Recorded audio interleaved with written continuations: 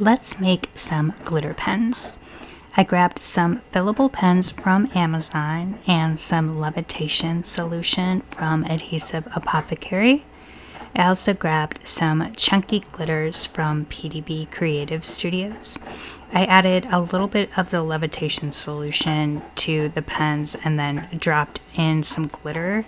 Then I alternated between a little bit more solution and a little more glitter until I got the right movement. Then I did one drip pen using the Strawberries and Cream drip kit from Adhesive Apothecary. Once those were done, I used some UV resin to seal the little stoppers inside the barrel. And once that was cured, I went in with some liquid fusion to glue the barrels of the pen to the top of the pen. I cleaned it up a little bit because some of it seeps out this side when you're done.